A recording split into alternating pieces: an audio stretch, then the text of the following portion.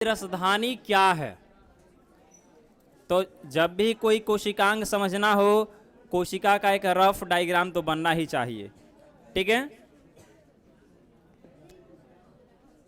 यहां पे हम दो कोशिका बनाएंगे, एक पादप कोशिका और एक जंतु कोशिका। पादप कोशिका बनाने का तरीका बहुत बढ़िया है। ऐसा आयताकार संरचना बना लो,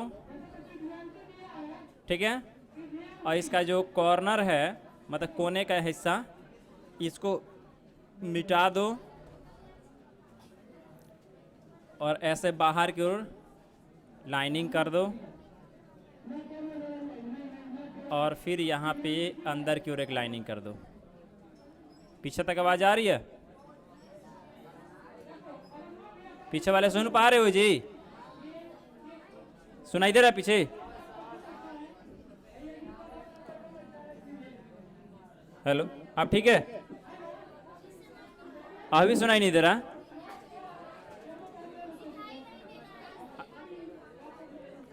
हैंगा हिल के देख ला,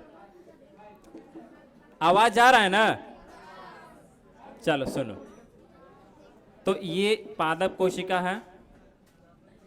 इसमें कोशिका भित्ति के अंदर क्या है? कोशिका झिल्ली है,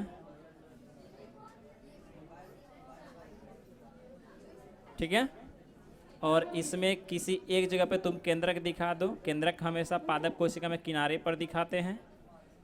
और इसमें एक बड़ी सी रसधानी दिखाना है, ऐसे इस तरह का संरचना दिखाना है। ये क्या है? रसधानी है। ये पादप कोशिका की रसधानी है। और जंतु कोशिका बस गोलाकार ऐसे संरचना कर देना है, केंद्रक दिखा देना है और इसके अंदर ऐसे बस गोला गोला सा संरचना बना देना और कुछ नहीं। ये हो गई इसकी रसधानी।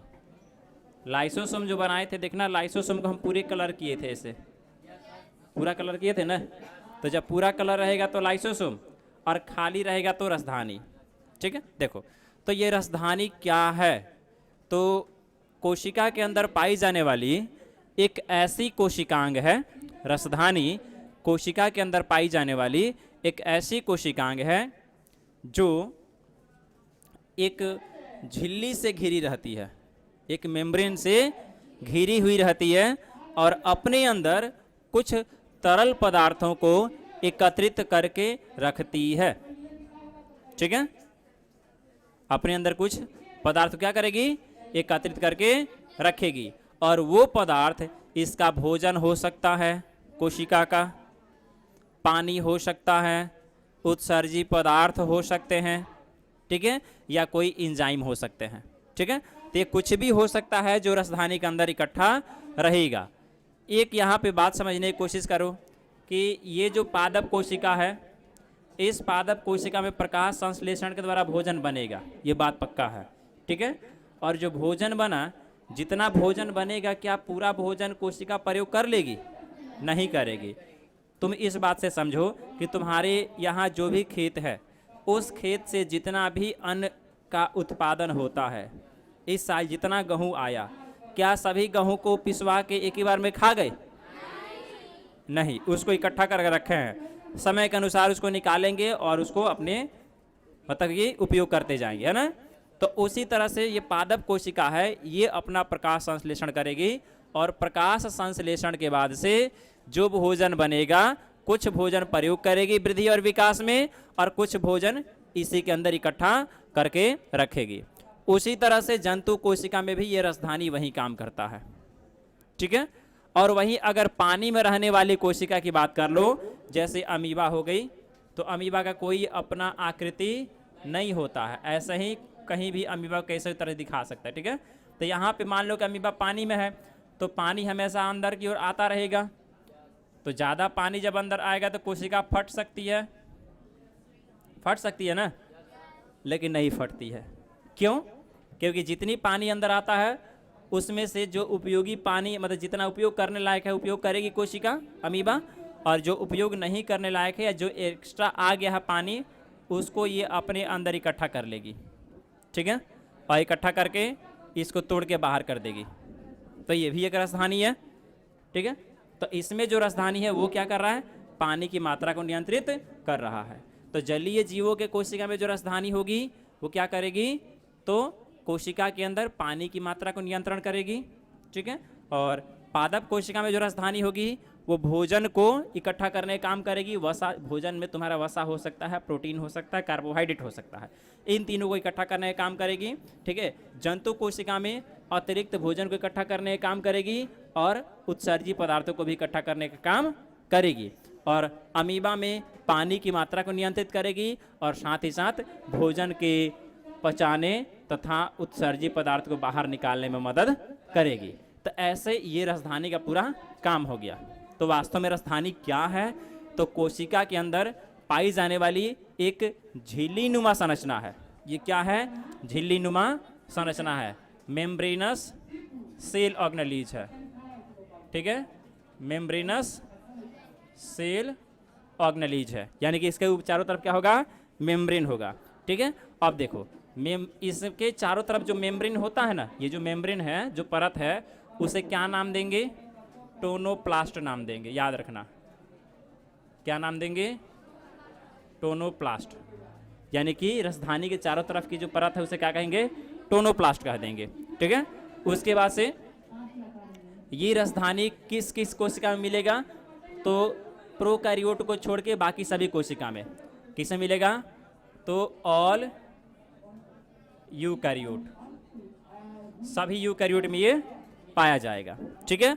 और यूकैरियोट में ये रहेगा खासकर पौधे में, पौधे के अंदर, पौधे में कैसा रहेगा, तो ये बीच में रहेगा और बहुत बड़ा सा होगा, इसीलिए इसे लार्ज सेंट्रल वैक्यूल बोलते हैं।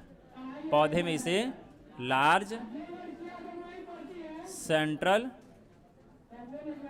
वैक्यूल बोलते हैं, ठीक है। यानी कि कोशिका के बीच में रहेगा, और बीच में रहेगा तो सेंट्रल, और बड़ा सा है तो लार्ज वैक्यूल, है ना।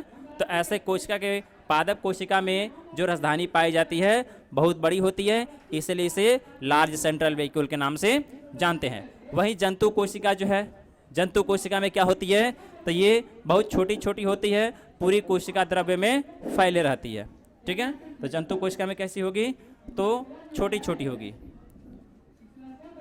टाइनी, ठीक है। और पूरे साइटोप्लाज्म में क्या रहेगी, फैली हुई रहेगी, ठीक है। और ये काम क्या करती है, तो पादप कोशिका के अंदर फूड एंड वाटर यानी जल तथा भोजन को एकत्रित करने का कार्य करती है, ठीक है। और एनिमल सेल में क्या करती है, तो एनिमल सेल के अंदर ये फूड को इकट्ठा करेगी, ठीक है, और वेस्ट जो मटेरियल है उनको भी बाहर करने का काम करेगी, ठीक है। तो इस तरह से ये राजधानी के पूरे काम हो गए, और अलग अलग कोशिका में ऐसे राजधानी दिखाई देती है, ठीक है। राजधानी के अलग अलग प्रकार भी होते हैं, ठीक है। इनके काम के आधार पे अलग अलग प्रकार होंगे। जैसे यहाँ पे हम मुख्य रूप से राजधानी के दो प्रकार लिखेंगे, तो हेडिंग करोगे टाइप्स ऑफ वैक्यूल, ठीक है। हिंदी में क्या होगा, राजधानी के प्रकार, हेडिंग कर लो। देखो राजधानी कितने प्रकार की होती है, मतलब कि है बहुत अलग अलग प्रकार की, लेकिन मुख्य रूप से दो प्रकार की। कौन कौन सी, फूड वैक्यूल, भोजन राजधानी, और दूसरा नंबर राजधानी के मुख्यतः दो प्रकार होते हैं, पहला फूड वैक्यूल और दूसरा एक्सक्रेटरी वैक्यूल।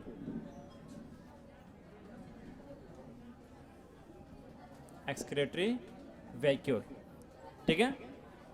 यानी कि फूड वैक्यूल को कहेंगे भोजन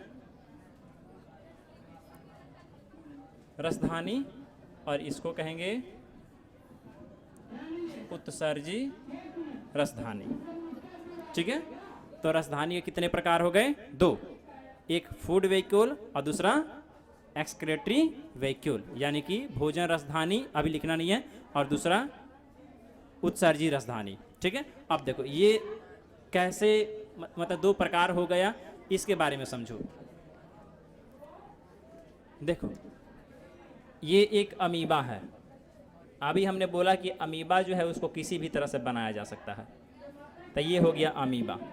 अमीबा जब भोजन लेता है ना, तो इसके अंदर भोजन जो है रसधानी में रहता है।